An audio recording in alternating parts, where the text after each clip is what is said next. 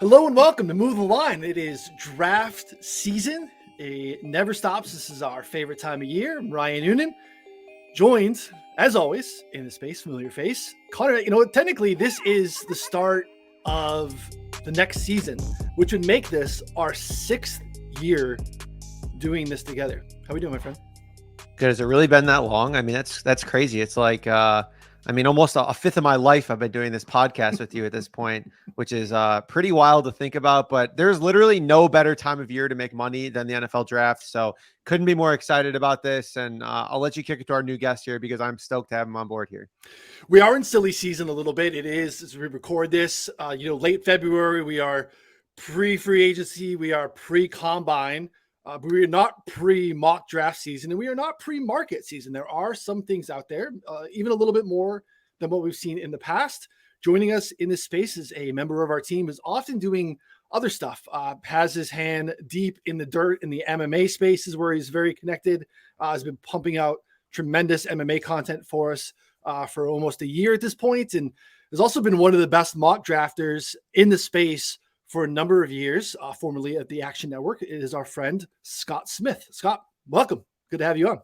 How y'all doing, guys? A little bit under the weather today, but look, it's draft season, so we've got to grind through it. A little congested, but look, we're gonna get through it, and I'm pumped to be on board.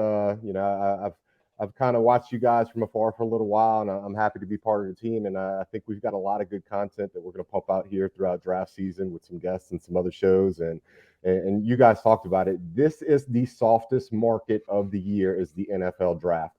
It's fluid throughout the year. It moves leading up to draft time. You have the combine, you have free agency, some pro days are also going to move the line. So if there's a spot throughout the year that you have the advantage on the markets and with the line movement, this is it. Yeah, information markets are completely different, right? We can get into handicapping games. We can get all those things where, it's definitely, especially in NFL sides, totals. We talk about that all the time on Move the Line. The sharpest markets out there. Information markets are completely different.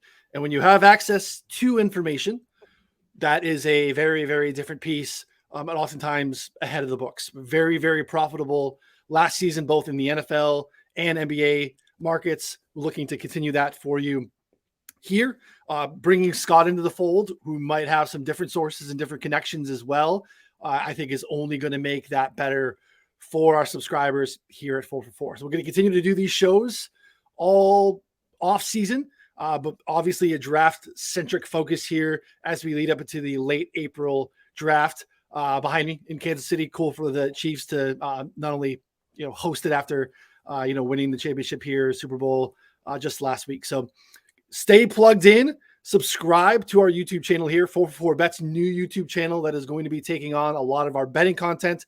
Again, we have a 4for4 YouTube page as well that has a lot of the other fantasy-centric stuff. We want to be focusing here on the YouTube, on the Bet's channel. So subscribe. Also in podcast form, wherever you consume podcasts as well.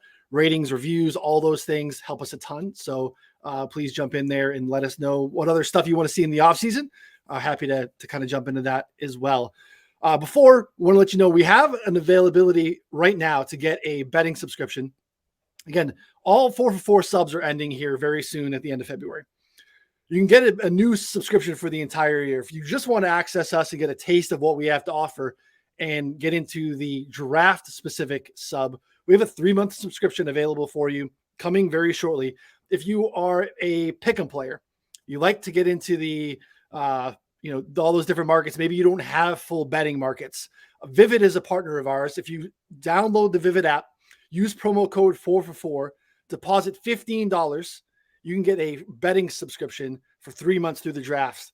It's going to cover basically everything we have going on the site. You'll get some of Scott's MMA stuff. We have NBA. We have college hoops. Connor's going to be digging into college props here soon. What else am I missing, Connor? $15 at Vivid, right? No, yeah, that's about it. And I just, for reference here, with how excited we are to get Scott on board, last year we won over 40 units on the draft officially. Subscribers were telling us they want a lot more because we obviously dropped some breadcrumbs in the chat. We talk about different things on the show as well. And then now Scott, that was before Scott was even an official part of our team. So yeah. Scott's going to bring that only to a new level. This is easily the best betting day of the year for me, and easily the most money I make every year. So it's an awesome time, and definitely recommend. Only $15 to get in there and hang out for a couple months. It's totally worth it. Yeah, subscriber Discord, I think, pays for itself. And that's where a lot of the action is. Again, your light-minded community, a lot of people that are, grinding any mock draft that comes out, bouncing ideas back and forth. It's a great place to be. Definitely will pay for itself, I promise. Scott mocked the trade, and that's what I think is going to be interesting to see is, are people mocking the trade with the Bears? A lot of speculation of what they're going to do there. I'll kick it to you, Scott, talk about the trade that you made and how you want to talk about this first pick. So, look, this is my first mock draft of the year. My process usually kind of just goes throughout the time as more information comes in. What I really try to do is nail down on this first mock draft the possibilities that are going to happen within the top 10. I think when you start looking at this, Chicago's pretty set at quarterback. There has been some speculation that they could go ahead and make a trade and draft a quarterback, but I just don't see that happening. In this first go round, the first pick, I have the Colts trading up. What that would take, it could be 2 firsts and a third. It could be a first, a second, and maybe another first the following year. Who knows? That's going to be for the GMs to work out. But I look at the Indianapolis Colts. Frank Reich, who has moved on to Carolina, has recently been fired, and that is specifically because of the quarterback situation. They went ahead and tried to go the veteran route by going Carson Wentz and then Matt Ryan again this year. Neither of them worked out, and so they have a roster that you would think should make the playoffs if they had decent quarterback play. I have them moving up with Chicago from the 4 spot, and here I have them taking Bryce Young, who from a talent standpoint has everything you can offer. A lot of people compare him to a miniature Patrick Mahomes with some of the arm angles and some of the throws he makes. The big red flag with him is going to be his size, and that's what you're going to be looking for at the combine to see what he weighs in at. There has not been a starting quarterback that has succeeded at that weight and that size that he's at. They're expecting him to weigh in somewhere around 195 pounds, and you just have to wonder, can he take the beating that is going to happen in the NFL at that weight and that size? Now, the other information that is floating around there, you have seen Will Levis, who has his detractors, and Will Levis has been the other quarterback that has been heavily connected with Indianapolis. So, throwing it here for my first mock draft, I think you're going to have a team moving up, and I landed on the Colts and them selecting Bryce Young here. Connor, before we get into the first quarterback market, because Scott touched on that is one of the markets that's out there now. We'll talk about the Bears in the trade, because there are, I think, a lot of questions about how they approach this. And I think it becomes less about Justin Fields and more about just team building, right? Because we know that the magic bullet in the NFL, for the most part, is unless you have a Patrick Mahomes, is that quarterback on a rookie contract. And the thought process around moving off of Justin Fields is that you basically reset your window for 2 years, right? Justin Fields is now entering the 3rd year of his rookie contract. If you are not sure if he's the guy, and we obviously have questions around limitations of him as a pocket passer, I think his ability as a playmaker, his ability with his legs it's indisputable. But the Bears have a ton of question marks. And are they just 2 or 3 years, one free agency? Because, right, they have a ton of cap space. They have the number 1 pick. Does it make sense? I mean, I think it makes sense. Do you think that they really even entertain the thought of moving Justin Fields? Because, again, there are a lot of viable suitors out there, a lot of question marks at quarterback.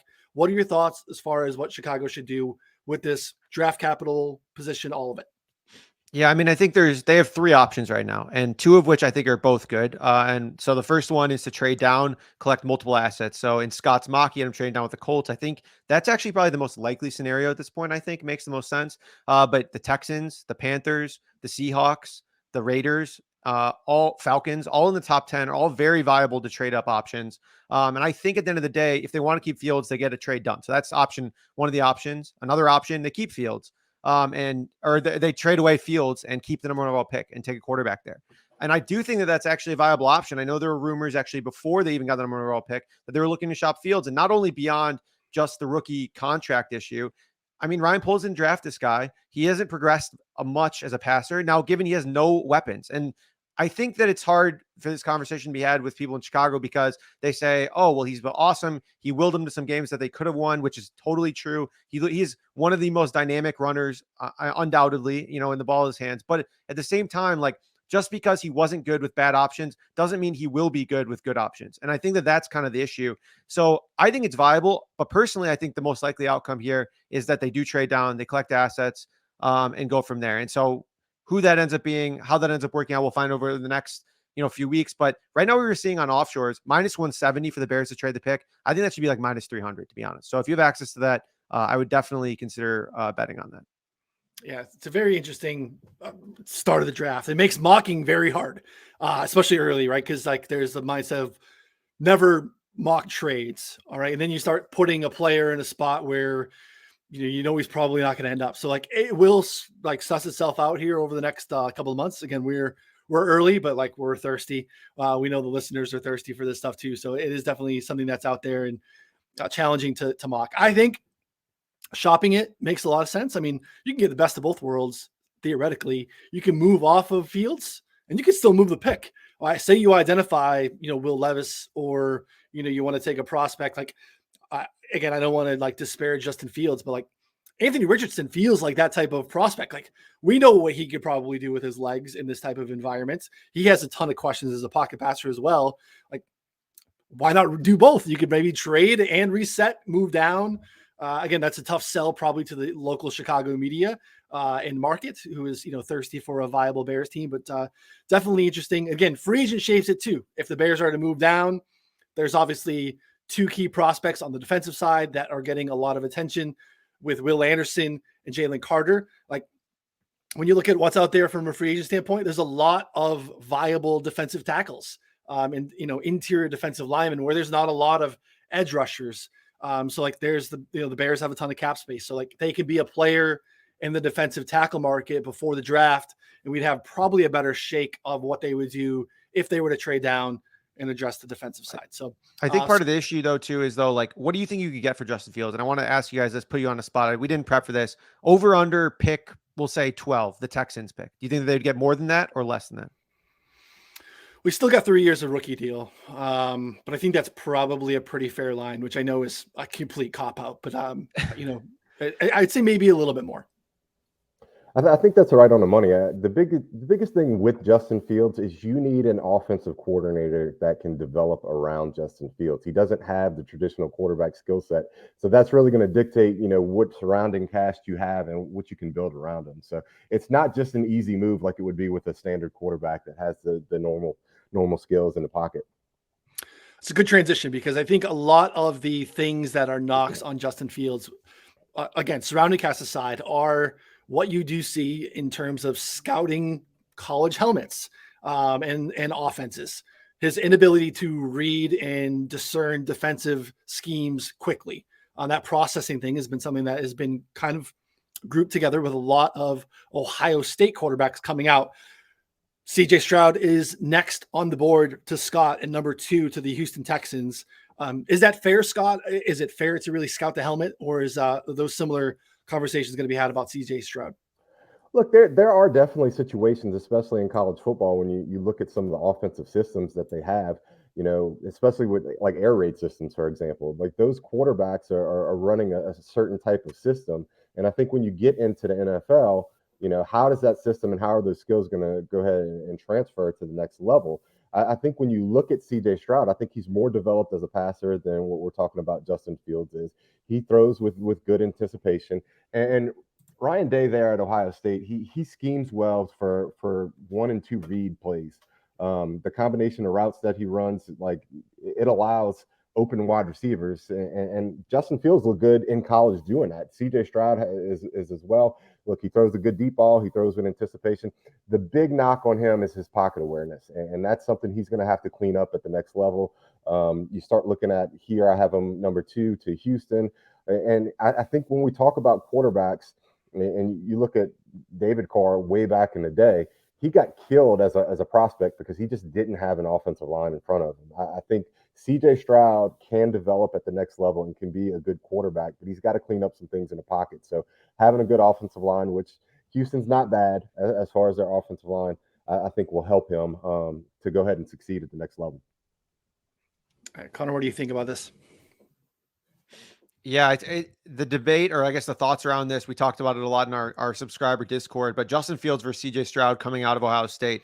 Obviously, different prospects in terms of Fields, a lot more dynamic with his legs, but as a passer, Fields averaged 9.2 yards per attempt, 68% completion rate, 67 passing touchdowns, 9 interceptions. CJ Stroud, 9.8 yards per attempt, 69% completion rate, 85 touchdowns, 12 interceptions. So better in every single category. They played roughly about 2 seasons each. Now Fields played, I think, a couple fewer games, but still, it's like the rate stats are still a little bit better for CJ Stroud.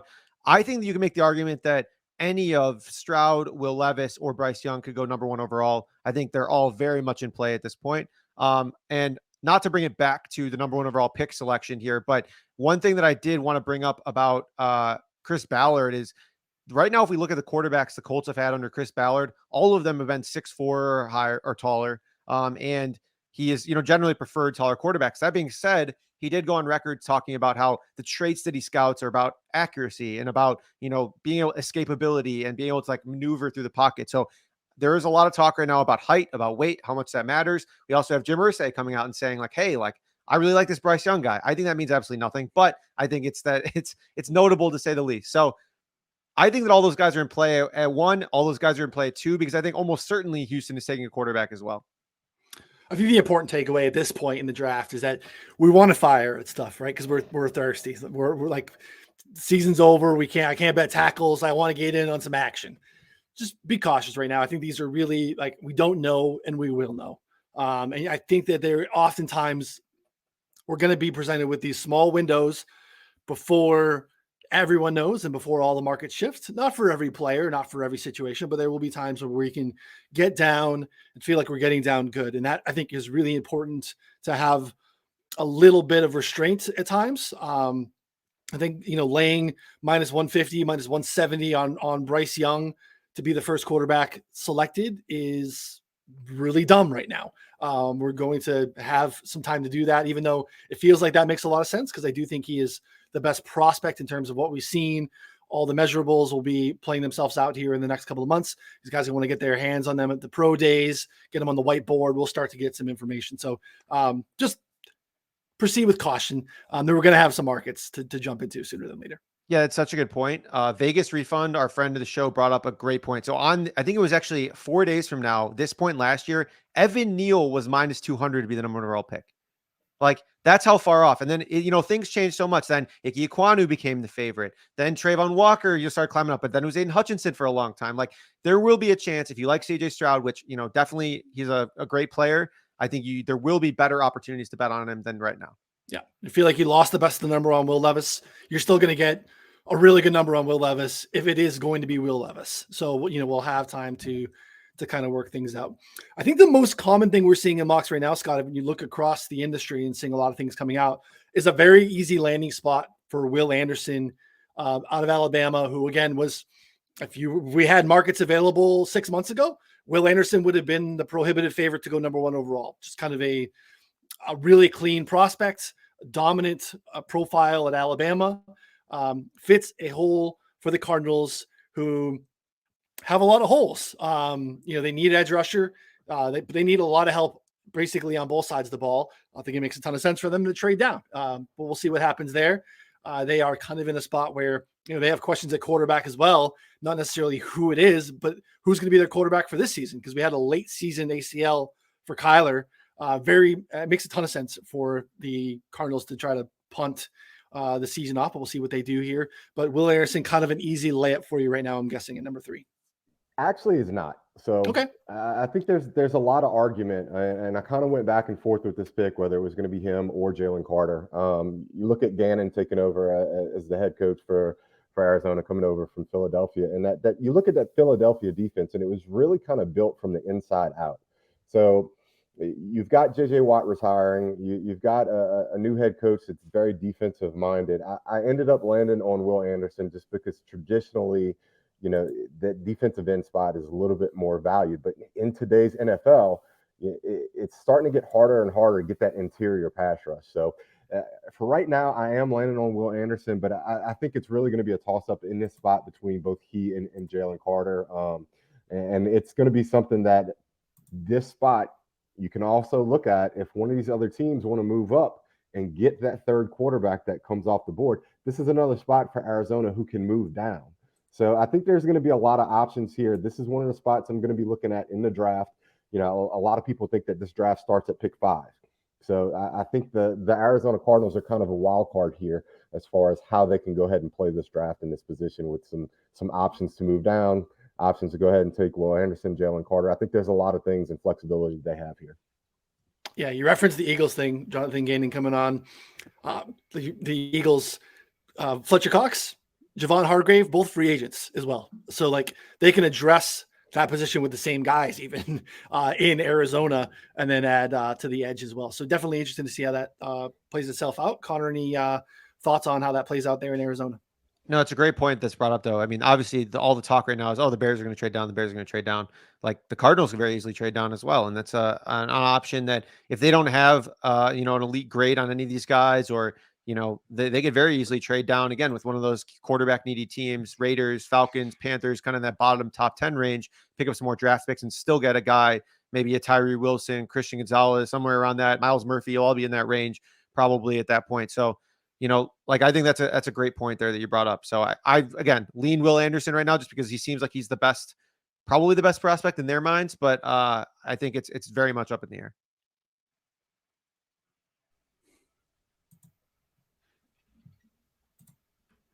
All right, the Bears, again, we have them sliding down from 1 to 4. We have Jalen Carter going there.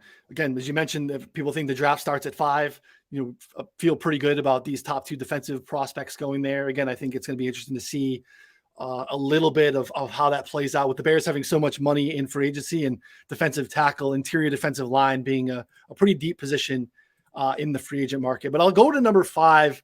And you could stop me just to keep it moving if you had anything on Jalen Carter. But a lot of talk about Seattle. We're seeing a lot of edge rusher, Tyree Wilson in particular, mock there. That's who you have as well. They have questions, I think, at quarterback. Geno played really well, but again, do they want to really reset here? They could extend him for a year. They could put him on a franchise tag. I think quarterback is a spot that Seattle could go, or it could be another place where they could trade down and continue to add resources too. Again, always takes a partner, but Connor just referenced 7, 8, 9 are all viable quarterback trade up options. Any thoughts on Seattle drafting a quarterback? Did you consider that here at all in your mock? Look, you talk about Seattle and moving down. I actually think if they're another wild card to move up, they have another pick here in the first round that they can go ahead and utilize. It's just going to be how comfortable are they with Geno moving forward. He's been in the league for a while, kind of a journeyman backup, played well over expectations this year as far as what he did. You've also got some other pieces within this offense. When we start looking at it, Tyler Lockett's getting up in age 30. He seems like he's been around forever. So it's just depending whether or not they want to go ahead and take that shot versus, filling out the rest of the lineup around Geno. As of right now, I kind of think they're going to go ahead and try to fill out the rest of the lineup. I think they'll give Geno another year and see how it goes. And I think that's fair. I think Geno Smith earned another year as a starter based upon the way that he played. And I think you owe it to both Geno and the team to see if you can move forward as a playoff bound football team with Geno Smith at quarterback. If it works out, then you're doing well. If not, then you're right back drafting in the top 10 again. Yeah, Connor Scott mentioned this is technically the Broncos pick from the Russell Wilson trade. Seattle has their own pick at pick 20 there as well. What would you do if you were Seattle? It breaks my heart, the Broncos. It's so sad, I can't believe that worked out that way. I think so Scott has them going defense for both both picks. I think that makes a lot of sense. I think there's just a lot of ways they can play it. Trading down would make sense, but since they already have that other pick, if they want to go get Will Anderson, this could be a great opportunity to move up to 3 to go get him, and get a guy who, if they view him as a true difference maker immediately, they definitely need some help, along the line there defensively. So I think it makes a lot of sense either way. And one thing with Seattle here is when we start talking about them being there in 5, you've seen it in past drafts where you're going to have teams come up to get the quarterback, and that may push a player like Will Anderson or Jalen Carter down right there to that number 5 spot. So if you have 3 quarterbacks go, within those first four picks, they're gonna be there in a prime spot to let a good player fall, especially there on defense. So I think they're in a good position to go ahead and sit tight and let the board play out and come to them and take the best player available. Yeah, makes a lot of sense. 6 feels like a great spot to trade down. I think people are going to talk about that often. Detroit again has some shots here too. They have 18 along with 6. I do think that they have concerns, and you're addressing them here in the secondary with Christian Gonzalez, defensive back from Oregon. Again, we saw some better play out of Jeffrey Okudah last year. The rest of the secondary across the board is pretty weak. They definitely have to address it. But because I think the position at corner is both deep and deep at the top, I think really kind of deciding who you think the top corner is. I think there are 3 viable corner options. I think that's going to be an interesting market here. Over-unders on the corners, first corner off the board, because I really think you have both Joey Porter Jr. And then Devin Witherspoon as well. All very viable options here. Gonzalez has a lot of ball skills. People like him quite a bit. Scott, talk to me about that pick. Yeah, from a size speed standpoint, I like him here. I think he's going to be the top cornerback, especially once the testing and stuff. You've got some size concerns with where Witherspoon's going to weigh in at. Joey Porter really came on and developed a little bit more this year at Penn State. So I think you have to look at a lot of things. I think this pick, and anybody that plays fantasy football knows, in 2022 you targeted that Detroit defense. You sat there. They made some changes in the middle of the season. It got a little bit better. Started playing the run, but that secondary was horrible. Okudah is by no means a sure thing. I think they need to go ahead and shore that up. And we talked about it. Look, this is a deep draft as far as like cornerback. There is not a number 1 overall bona fide like player at this position. You're going to have teams that like these guys a little bit differently and rate them differently. But here, I just think what you have from Okudah and some of the other stuff in that secondary, I think, this is where he's going to go ahead and fit. And I think this is the pick. Yeah, I think that's going to be an interesting market to watch. Definitely think schematic fit. I think you're going to have some teams that like guys differently, and that'll be something that will probably get some whispers out in there before we have to fire anything here draft-wise. Next, we move down to, the Raiders would love to sit at 7 and have Will Levis fall into their lap. Obviously, moving on from Derek Carr, investing heavily in the offense last year, bringing on Josh McDaniels, an offensive-minded head coach, investing in Devontae Adams. Connor, they'd love to sit at 7 and grab Will Levis. Yeah, I think that's a perfect marriage there as well. I guess the question is like with, if they do bring in Jimmy Garoppolo, like how does that kind of work there?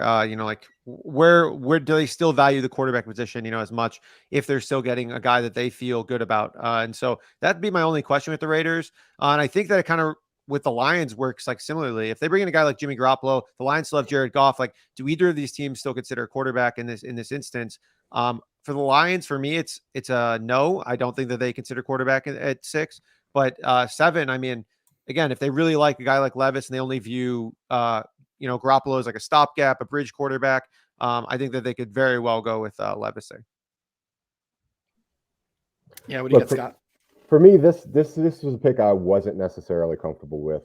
I slotted him there because the other dominoes have not fallen yet. And the dominoes we're talking about is Derek Carr, Aaron Rodgers, and Jimmy Garoppolo. Free agency and the trade market is going to be huge with figuring out the rest of this draft and specifically where those quarterbacks fall. Aaron Rodgers in particular, I think he wants to be in California. I can see him reuniting there with Devontae Adams.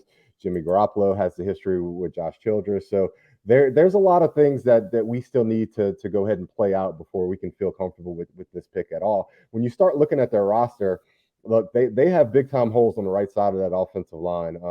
Both their starting right guard and their right tackle are free agents going into this. So let's just look at a different scenario. For now, I have them with Levis because they do not have a startable quarterback. I don't think they would go with Jarrett Stidham, for the entirety of the season. I think Stidham's actually also a free agent. So they're going to make a move from a quarterback standpoint. If they don't, I have Will Levis here because that move hasn't been made. if they do make a move, I think one of the things you're going to be looking at is possibly this could be a spot for a top offensive lineman to come off the board. Yeah, that'll be interesting. I could see typically have a couple of guys there that are jumped in there too. So not a real clear offensive tackle currently. We'll see how that kind of plays out. Next to the Falcons, I really was trying to go through this a little bit. I don't know who's starting for any team in the NFC South at quarterback. I think maybe Desmond Ridder is your maybe most locked in quarterback. There are questions there depending on what they want to do, but like Kyle Trask in Tampa Bay, like who knows what's going on in that division? It's an absolute mess. But we are now dealing with a team who is basically 2 years in a row had a historically bad pass rush. They need to do something. They tried to address it like in the second and third rounds last year. Didn't work out a ton. They are in position to address it this year. There are some viable options on the board. And Scott, that's how you landed here in the mock with Myles Murphy from Clemson. Yeah, I think Myles Murphy, he's a player for Clemson who has the talent. It's going to be interesting to see how he tests out at the combine. I think he's in play with Seattle earlier at 5 to see, where he may go. But he's a guy who didn't have the production that you'd like to see there at Clemson. I think it's really going to be dependent on how he tests. But you have a new defensive coordinator over there, Ryan Nielsen, somebody who I'm familiar with here in the local area, is moving over from New Orleans to be a defense coordinator over there in Atlanta. So you start looking at some of the players that you have, Cam Jordan and, some of those guys from New Orleans. I think they need to address that defensive line, specifically that pass rush. And I think Myles Murphy would be a good pick here.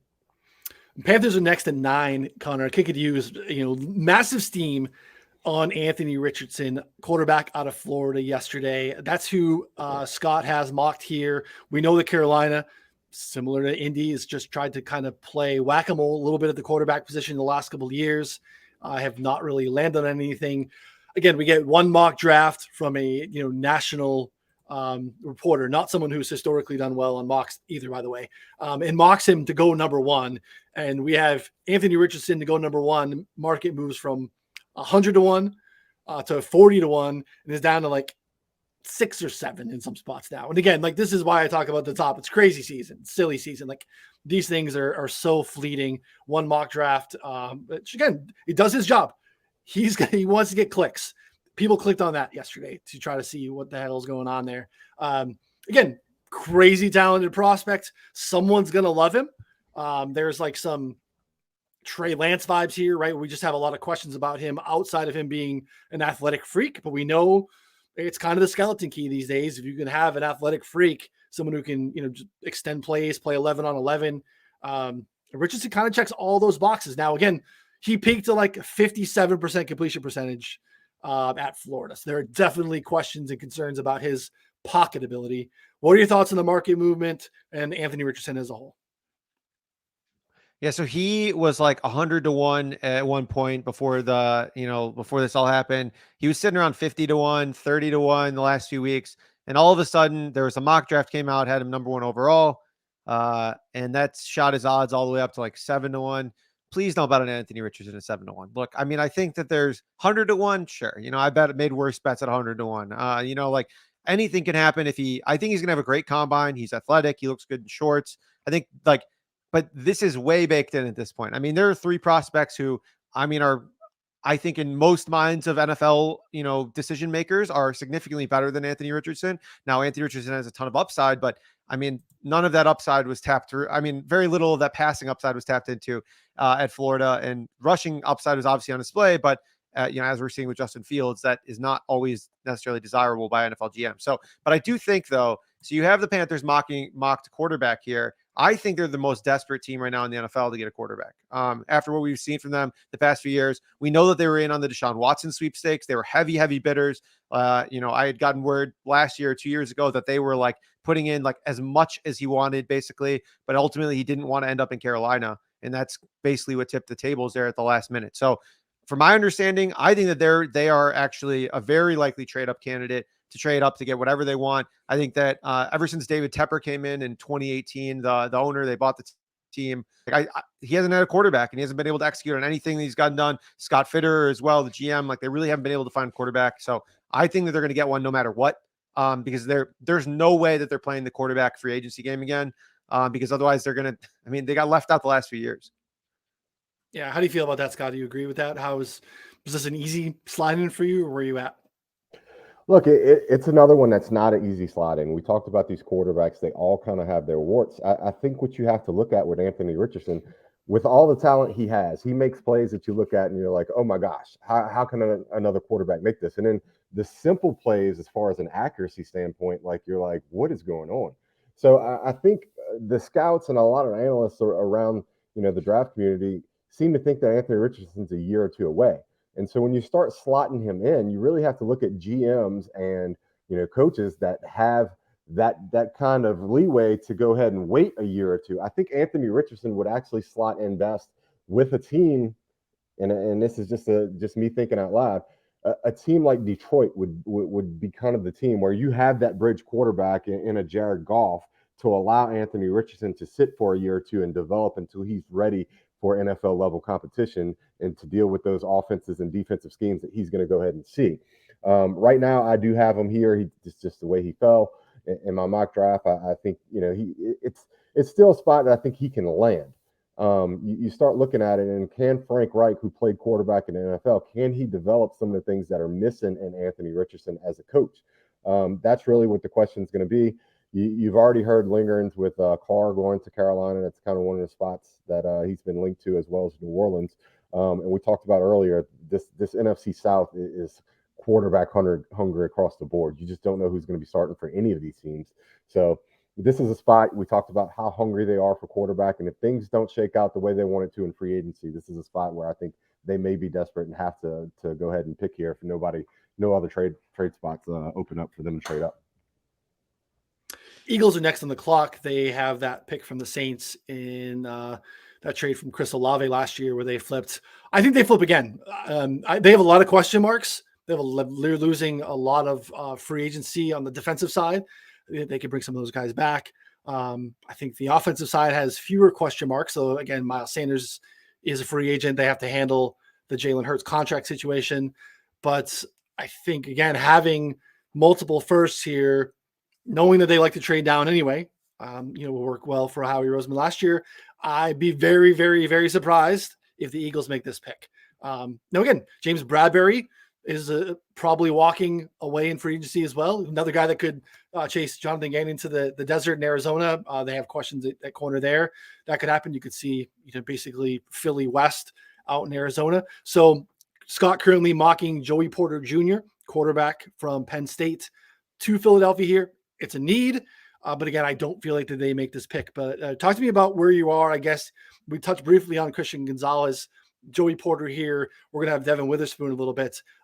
Is this more like fit for team, or is this kind of how you see the position?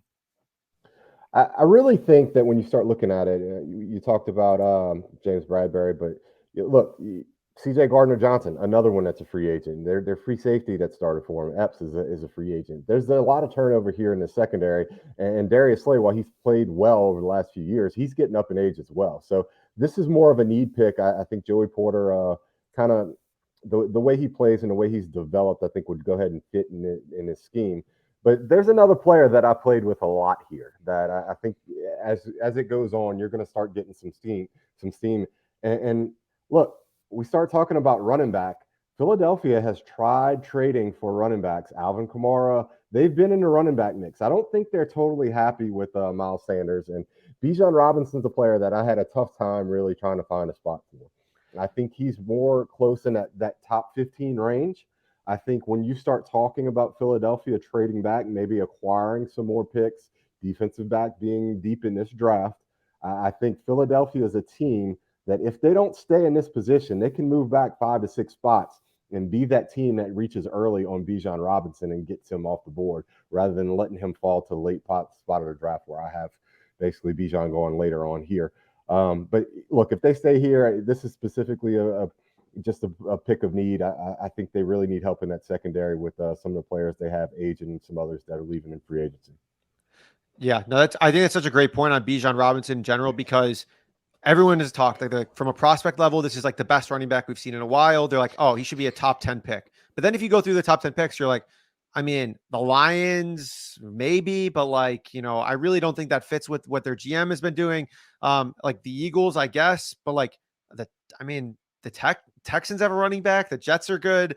I mean, the Patriots wouldn't pick a running back at 14, I don't think. I mean, barring another, Sony Michel disaster. Sorry, Siege. I think that like the issue is like you're going to see his over under probably in his mid teens, but like it's really hard to find a spot for him where I'm like, okay, that makes a lot of sense based on what these guys have and like what these teams prioritize. So yeah, I think a team like the Eagles could make sense if they trade down. I think it would be a tough ask, especially with how much they're losing in the secondary, for them to stand pat at 10 and pick Bijan.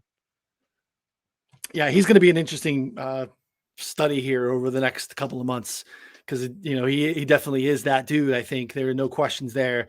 Just as a combination of how we've seen teams handle the position over the last 5 to 10 years, and basically how the need fits as well. Because you're just going to be able to grab someone for very little in the free agent market and probably be able to get a 150 useful carries out of them. So it becomes more of a roster building thing, which is definitely interesting. That was the working through the top 10. Kind of buzz through a few of these. If there's something in particular, Scott, that you want to talk about, go ahead and stop me. Tennessee is the next at 11. Tennessee has a ton of questions. I cannot wait to see what the Tennessee win total comes out at. Be very interested in blind betting the under. They're basically having to replace 4, maybe 5 starters along the offensive line. It was a bad offensive line to begin with. Another place that has massive quarterback questions, pretty substantial cap hit for Ryan Tannehill. We saw enough from Malik Willis. I mean, that might not be fair, but I feel like we saw enough from Malik Willis to go, that ain't it. They can't roll into the season with Malik Willis. They pretty much have one of the worst receiver groups in the league. A lot of questions on the defensive side. The unit kind of underperformed. You're mocking Paris Johnson, big old offensive tackle out of Ohio State here. Again, they have that need. They need a ton more. Next, Houston with Quentin Johnson. That's our first receiver off the board. Quentin Johnson, big body. I think we'll obviously going to test really well, shorts and t-shirts at the combine for whatever he does. They have a lot of questions there. Brandon Cooks, again, he was unsettled last year. Be interested to see what happens there. You mentioned John Mechie, drafted late last year, had leukemia, dealt with that. He'll be coming back. They have a lot of questions talent-wise there. I guess talk to me about the Texans there. Again, second pick for them, and them kind of, addressing offense, pairing a quarterback with a receiver, and then Johnson himself being the first receiver off the board.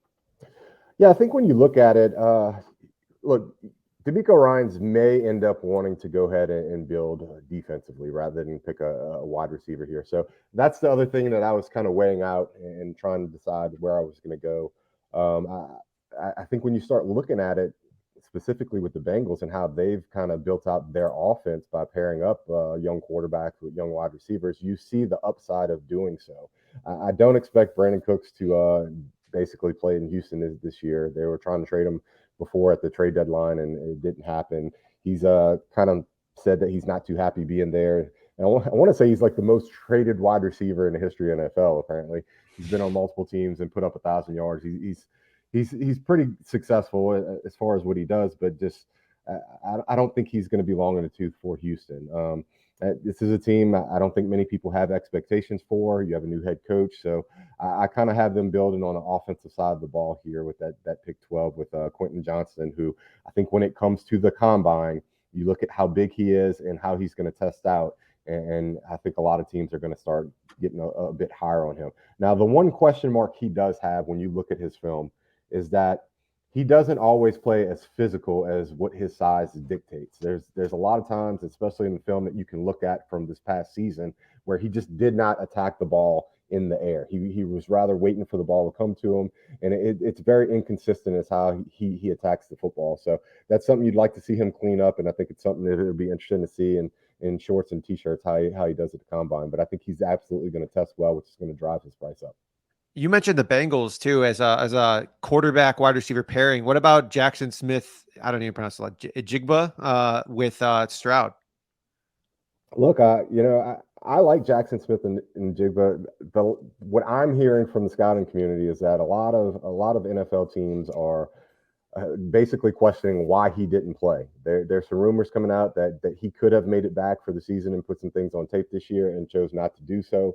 So that's something that kind of has him, kind of moving down. And when we start looking at it, I have him landing in Baltimore. And you look at some of the coaching hires and stuff that you have in Baltimore. And Baltimore is essentially, I think they brought in Todd Monken. I think they're going to go ahead and look to basically run an air raid with Lamar Jackson and open it up.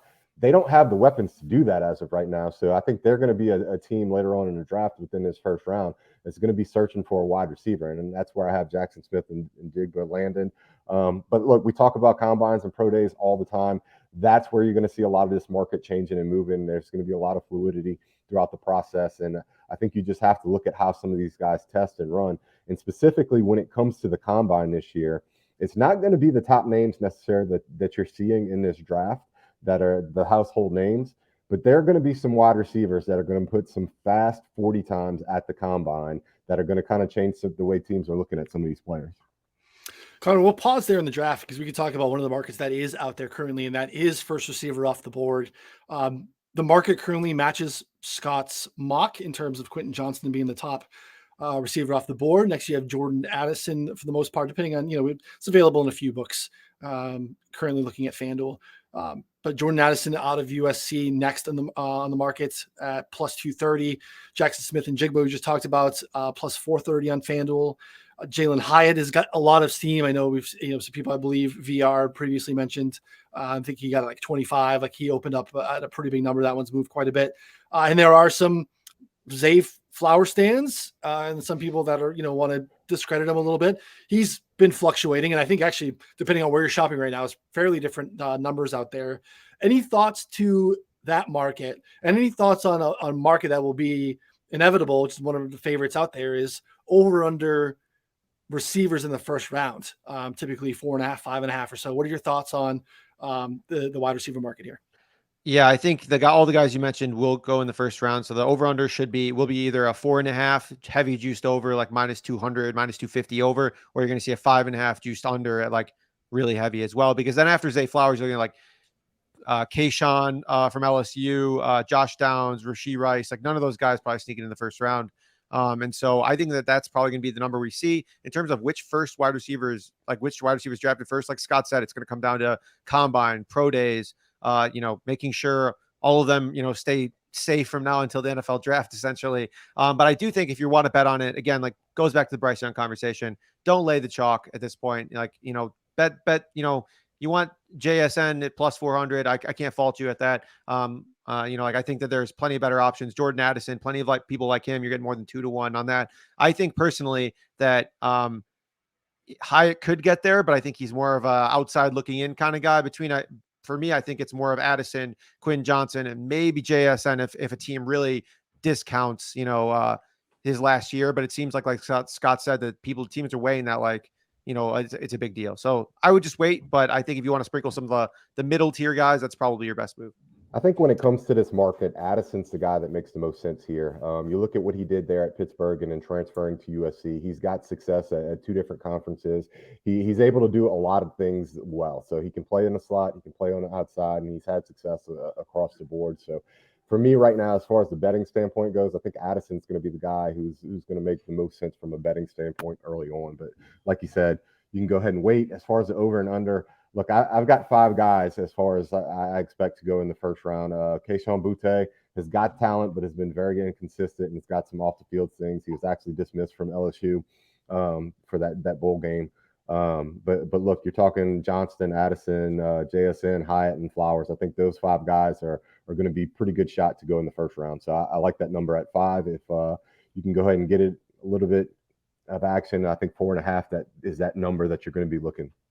Yeah, to watch that market as it comes out. Again, we don't know. This market even being available is a little bit earlier than last year. We're kind of coming up on like early March when I was looking at my ledger from last year. It's kind of when I started making a little bit of some action. I got in a little bit late on the Quanu, but got it down on that like early March.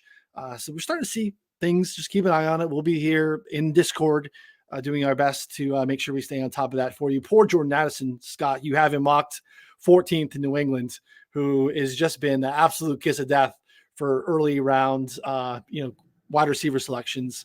So we'll see how that kind of plays out. Obviously a need for them in a big, big way.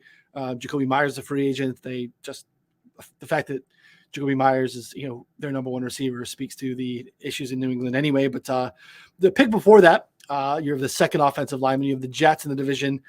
Peter Skoronski, the offensive tackle out of Northwestern that they've built up there. They obviously are in the midst of waiting for Aaron Rodgers to work his way out of the darkness and see what's going to happen there. There's going to be other options out there too. I mean, Derek Carr slides in there and probably makes them a playoff team, considering what happened at the position for them last year. So interesting to see what happens with the Jets. We move to Green Bay, who have a ton of questions, obviously starting with Aaron Rodgers.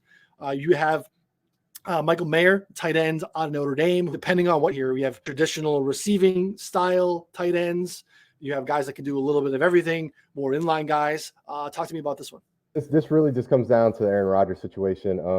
I think he played Green Bay very badly and got his max contract. Now he's looking to go ahead and exit and be on a different team. So you're going to find yourself looking at Jordan Love. And what's the one thing that we had issues with Aaron Rodgers with last year was weapons. He just didn't have enough weapons, and the guys they did have were young. So I think if they're going to give Jordan Love a realistic chance to be successful, they need to go ahead and get him another weapon. You start looking at Michael Mayer, and the stylistically is a little bit more Gronk than he is Kelsey. He can do a little bit of all. I just think you start looking at what they have there, and this is a guy that, from an offensive standpoint, would make sense. If they went a different route, I think you start looking at the secondary, and Brian Branch is another guy that I was kind of considering for this position there on the other side of the ball, being able to play both safety and that nickel slot. So I think there's a lot of options here for Green Bay, but if they're going with Jordan Love, you have to surround him with some talent to go ahead and give him a chance to succeed. Yeah, for sure. No, that makes a lot of sense there. Definitely. Kind of continue to roll down the board. Here we have the Washington Commanders 16 picking Noonan's guy, Devin Witherspoon. I think Noonan is a big Witherspoon fan, at least from my early taking there. I mean, Noonan, the tape's great. Any takes on Witherspoon? Yeah. The tape is great, dude. He's just got that dog in him. Again, as someone who is, looking to watch these guys from a tackling standpoint, it's like Witherspoon's going to be just a dude that it puts his nose in it. Scott might have some other stuff. Just like I remember watching that really close Michigan-Illinois game, and that guy, he was all over the field in that game against Michigan. So he just seems like a guy like could very easily see him fitting even at Detroit at 6. Just feels like that type of guy that they have. Again, I joke that he's just got like that kneecap biting type of mentality. Just can see that dog in him. Again, maybe not the coverage corner that a Christian Gonzalez is, or maybe even a Joey Porter Jr., but I think teams are going to fall in love with him on tape. So we're interested to see what happens to that position. But if he's going to open up as like the third at the position, and again, we've seen some offshores float over-unders on some of these guys as of yesterday. So we don't have anything that we could bet on legally on domestics. But Devin Witherspoon was like a 10.5, which is a little bit ahead of Gonzalez and Porter. So be interested to see what happens at the position. But again, I think it's really close between the three, Scott. Yeah, this is a line that specifically you're really going to have to pay attention to. When it comes to Witherspoon, like you said, the tape is great. The combine and the weigh-in is going to be what's big for him. A lot of people think he's going to weigh in around 180 pounds, which kind of limits, how you think he's going to be able to play at the NFL level against bigger, more physical receivers, which could dictate how teams see him as whether, he's a traditional cornerback 1 or if he has to do a little bit more slot and wide receiver 2 covering. So I like the tape. I like the player. You kind of hope he can get in around that 5'11.5" to 6 foot range and be in the 185 to 190 range. I think that would make a huge difference in his stock. So it's just going to depend upon how he weighs in and how teams view him. Definitely a position in need for the Commanders, though. Lots of questions in the back half of that defense. Pittsburgh, Broderick Jones, offensive tackle out of Georgia. The offensive line, I think, have everyone back, and they actually had a lot of continuity last year. The problem is that no one's really good along the offensive line. So they need to address it, I think, and add some real talent. They do have questions also in the secondary. So they also are another team that are very viable for whether that's Brian Branch is still on the board or if one of these corners happen to fall. I do think that that's kind of what you see. I think you see the Steelers do something along the offensive line, and something in the secondary. And I think that's probably advice I would give to folks too. And obviously something that we're doing is really trying to narrow the focus and identify team needs. And again, we'll see some of that just work itself out over the course of free agency, which will happen. We'll have, a month of that plus before we get into the draft season. But like, these things are going to play themselves out, but like that kind of narrows the board here is, we're going to see what Pittsburgh does. If they spend in offensive linemen in free agency, well, I maybe would feel a little bit better looking at the defensive side. If they go and get a really aggressive in adding someone like, Tremaine Edwards or Terrell Edwards is a free agent at corner. I mean, it's at safety. They have really nothing coming back at corner either. So like, we kind of need to see what happens there, but I think those are the two spots for Pittsburgh. And the other thing you really have to note with Pittsburgh is one of those teams, they have a leak within their front office that gets out to their beat reporters year in and year out. Like, you pretty much know the player and the position that they're going to go ahead and draft. So it's usually not a secret. And this is one of the teams I usually feel pretty comfortable honing in on year in and year out as far as like what position and what player they're going to draft. So pay attention to that. Their betting market, I think, is always a good one to go ahead and target. Next is Lions. Brian Bresee, who this from defensive tackle from Clemson, was basically like, you looked at any your like really early mocks, like always going in the top 10. Had some off the field issues, but stuff going on last season. Not a ton of tape, but any thoughts on him landing there, Scott? Or is that again, Lions defense? They kind of nailed the draft last year, but again, they can add some depth there at defensive tackle. That's for sure. Yeah, I think they're developing and they're drafting well and starting to develop good things from their front office, and their coaches are kind of working symbiotically together as far as what they're trying to do. What the team is as far as their personality. And you look at last year with Aiden Hutchinson, and then you have Brian Bresee. I think when you look at it, they would pair well together. You get to take away some of the double teams that you're going to see on Aiden Hutchinson, and then it also takes away some of the pressure that you would have with Brian Bresee. Look, he's a guy who has top 10 ability. He's a sophomore coming out of Clemson. I think the upside is there, and I just think the pairing with both him and Aiden Hutchinson makes a lot of sense for Detroit and their defense and what they're trying to build, and specifically what they need. I'm going to buzz through a couple. We'll circle back, let you guys chime in with any thoughts. Next, you have Tampa selecting Cam Smith, defensive back out of South Carolina. Secondary, definitely, as you know, in flux. Jamal Dean, one of the featured cornerbacks out there in the marketplace. They're going to have some issues there they need to address. And because Tampa Bay is in cap purgatory, it's going to be interesting to see what happens with the Buccaneers roster and how they address it. Brian Branch finally goes here, safety out of Alabama, who we've referenced, could land at a few spots ahead, going to Seattle here. Seattle, again, like we kind of danced around it earlier, absolutely crushed their draft last year. I mean, you land starting offensive tackles, two of them, fantastic draft. Adding a corner, adding a safety, like Branch could be another nice piece there. Next is the Chargers at 21 with Zay Flowers, we talked about, out of Boston College, wide receiver. Keenan Allen could be on the move here. I think Flowers is a nice complement in terms of what you would need to kind of pair with Mike Williams there on the outside. You mentioned Todd Monken going to Baltimore as the offensive coordinator. They're next on the board. You mentioned Jackson Smith and Jigba, wide receiver out of Ohio State. Look, the Lamar Jackson thing is probably the biggest news of the offseason, because he is the first domino to fall out of all these situations. He will be, it feels like, franchise. Will he play? Will they franchise and trade? Tag him and trade him, which I think feels very much on the table, which is a wild situation. But again, is he going to not participate in off-season stuff and then walk into a new offensive coordinator situation with unknown pieces? The Ravens situation is definitely one to watch this offseason. So I'll stop there. If you guys have any thoughts on the last couple of picks.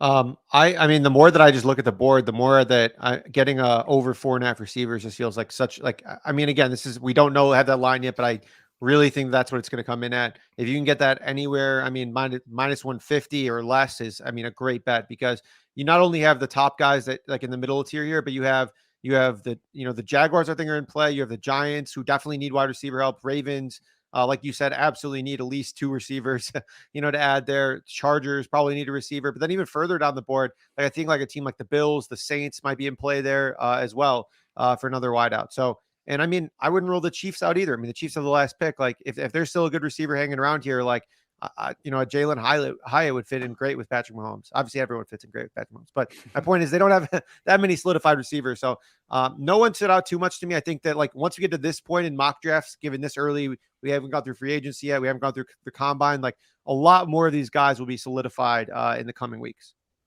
Even you at your 5.9740, Connor, could get it done with the Chiefs. We're testing this, by the way. We're going to the park. Daigle's talking shit in the Discord right now too. So we need to get back at it. Yeah, I think when it comes to wide receiver, like we're talking about, the interesting part, I think 5 is definitely a number for the first round. And when I start looking at some of the boards and talent evaluators that I really value their opinions, there's not another wide receiver after these 5 that we're talking about that is basically projected within the top 50. So I think 5 is going to be that number. We talked about the teams that you already mentioned, but Seattle's another team when you start looking at, I think could add some wide receiver help. So there's a lot of teams here within this back half of the draft that I think are all going to be searching for wide receivers, and it's just going to be dependent on which ones fall. And I think 5 is it. I think that 4.5 number, that over, is going to be the number to hammer if you can go ahead and get it. The one that interested me the most, though, when I start looking at things, is specifically that Los Angeles Chargers spot. I think it's going to be interesting to see what they do, bringing in Kellen Moore as the offensive coordinator. I think they vastly underperformed last year. Josh Palmer was a surprise. He kind of stepped up and played, but they had a lot of injuries last year. They couldn't get that team all together on the field at the same time for the majority of the year. And it's going to be a make or break year for their head coach there. I think he's going to be on the hot seat, and that's why you're seeing Kellen Moore come in. I think Kellen Moore, as far as an offensive coordinator who's with his play calling looking to get a head coaching job, I think is going to be aggressive. And I think that's definitely a spot you can see one of these wide receivers landing. And Zay Flowers is a guy that's definitely moving up throughout the draft process with some of his explosive playmaking ability. Love it, Scott. Next, you guys didn't even mention Minnesota at 23. I think is very much a play for a wide receiver. Adam Thielen, definitely long in the tooth at this point. So questions of the third and fourth receiver supporting Justin Jefferson. Like I think they're very much in play. Scott has them taking Kelly Ringo, corner from Georgia, who again another guy that was often mocked inside the top 10 early, got lit up in a big way in the playoffs, and I think that could impact his draft slot. But like they did try to add secondary help late last year, late first round, early second round, didn't really pan out. So they definitely have a need there, but interesting to see how they approach free agency, to see what happens there with Ringo, a name that, again, could, based off of his profile leading into it, could test well and could be a name that moves back into the mix. Jacksonville at 24, you have guard out of Florida, Osiris Torrance. They're basically adding in Calvin Ridley, which is a really nice piece. They have some questions along the offensive line. So I think addressing that and protecting your best asset in Trevor Lawrence makes a ton of sense. They could continue to add that. They have some other questions in free agency as well. They got a lot out of Evan Ingram last year. He's up in free agency as well. New York Giants at 25, Jalen Hyatt, who we've touched on a few times, wide receiver out of Tennessee. We know what the Giants managed to do somehow last year with just, MacGyver style at the wide receiver position with all the injuries. They definitely need sort of a wide receiver one. Is Hyatt that guy? Is that guy available in this draft? Is that guy available at 25? Be interested to see what the Giants do, but they definitely need some help there at the wide receiver position. The Cowboys are where I'm going to stop. Very interesting team here. You have linebacker Drew Sanders out of Arkansas. Not a ton of linebacker talent, a lot of questions. I mean, Leighton Vander Esch dealt with injuries. Anthony Barr as well. They're both free agents. They need some help to allow Micah Parsons to really stay on the edge.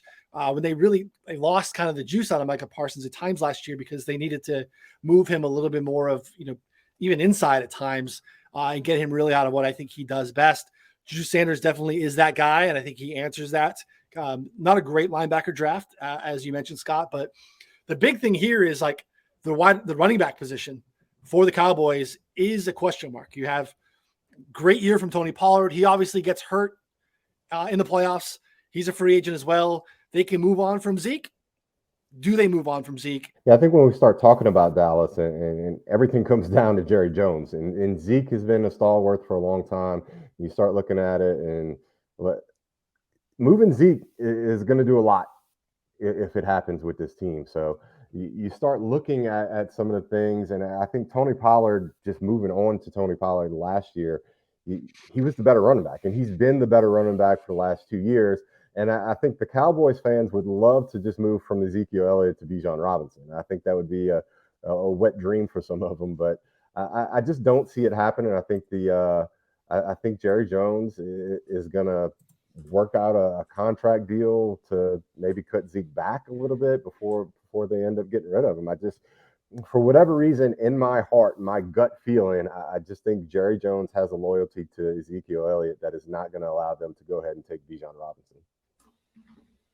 Yeah, I mean, if we remember back to the draft and how it happened, I mean, he absolutely pounded the table to take Zeke ahead of Jalen Ramsey in that draft and was like, we're picking Ezekiel Elliott, like, and that's just how it worked. And since then, he's been loyal to him to a fault, like you said. So it does not, it would not surprise me either way. I think the smart decision is to cut bait, but, Jerry just does Jerry. So, I think that's kind of a wait and see thing. Buffalo on deck next at 27, Keon White, an edge out of Georgia Tech. We saw that last year really impacted when Von Miller went down. Like, this was not the same defensive unit that we saw early in the season. So they definitely need to address that. Von Miller, getting up there in age, obviously coming off of a massive injury that will impact his explosiveness as well. Buffalo, another team that could address the wide receiver. Gabe Davis is a free agent after next season. He was definitely a disappointment last year. They really need another threat on the outside. Again, continue to build around and support Josh Allen, I think makes a ton of sense. Cincinnati at 28. Cincinnati is in an interesting spot. They have both safeties. Von Bell and Jesse Bates are free agents. They have some other questions there at the cornerback position. Cam Taylor-Britt slid in, especially in the back half of last year, was really good. They did a good job. Dax Hill can slide in at safety for one of those two guys, but they could still continue to add help there at defensive back. Could also be a landing spot for an offensive lineman to add some depth there as well at Cincinnati. Bijan Robinson's landing spot is with you, Scott, in New Orleans, who, again, as you mentioned, we have a lot of questions surrounding the availability legally of Alvin Kamara, who, this was kind of a thought discussion last offseason, but now it's kind of coming home to roost. We have to kind of figure out what's going to happen there. Lots of questions for them. Philly with their second pick, adding Luke Van Ness, the edge out of Iowa. This, again, decent tape. I don't know if he has like the electric skill set. Seems like more of a bull rusher. I don't want to be tape guy, but interested to see. Again, Philly loves edge rushers. Getting sacks was a big part of their success last year, and they are dealing with some turnover there along the defensive line. And then you have Kansas City bringing it home. Dalton Kincaid, obviously a great offseason so far for Kincaid. Seems more of a prototypical, and as you reference here, Travis Kelce, more of like an offline pass catching tight ends. Anything you want to touch on there, Scott, as we wrap it up? Look, I went ahead and I ended up with Bijan Robinson in New Orleans, and it was just the way this particular exercise of going through this mock fell. But I think Bijan is a guy who we talked about earlier. I think he's going to go more in that 12 to 16 to 18 range. I think the talent is just there, and he's the one where you start talking about who's going to go first at different positions. I think it's a lock that Bijan is going to be the first running back. When we start talking about New Orleans is a need as far as running back. It was a revolving door last year behind Alvin Kamara. Kamara is a guy who has a lot of miles on the tread right now. Plus, we start talking about the legal issues. Could he miss 4 games, 6 games, 8 games? And even with his contract, and just the fact that New Orleans as a team right now does not have an identity, post Drew Brees. They're really under a gun as far as a cap. They're searching for a quarterback. They did well last year, hitting on some picks at wide receiver, but this is a team that needs to get an identity. And as far as like getting a running back like Bijan and then maybe getting a quarterback, they would then have one. So they've got a solid offensive line. They've got some pieces there at wide receiver. I think there's some things to build around. And I landed on Bijan because it was hard to slot him. there within certain positions of this draft, because there's not a lot of teams where you would think Bijan should go that need that running back. So this is where he fell. I'm sure there's going to be some movement, through the next few iterations until I land on my final landing spot for Bijan. But I think he's definitely one of the guys that's going to make or break this draft as far as like where he gets selected. Yeah, it's tough, man. He's going to be in the first round, but finding homes for these guys, especially in February, before we have a lot of this information, Connor, gets really hard. Yeah. I just think we're going to see kind of like what we saw from Seattle when they drafted Rashad Penny, and I believe they had Chris Carson or someone else at the time, where everyone was like, oh, he's coming off an awesome end of the year. He's coming off a great, or like he's looking good. And then they go ahead and draft a running back in the first round. One of these teams will surprise us. Just don't know which one. And so, yeah, I think he's a great talent. Again, probably will end up in that range. We'll see what over-unders come out at. If they're putting an over-under at like 10, I'll take the over. If they're putting an over-under 20, I'll take the under. So, I think somewhere in that range makes a lot of sense. Yeah, it's a good call. Again, this draft that we just walked through, available at 4for4.com for free. Scott will have a few more. Connor will have some. I'll have some. John Daigle will have some as well. And again, take advantage, subscribe, get the betting subscription, jump into Discord, hang out with us. Again, it's the best place to get all the information that we can give and share during this time of year.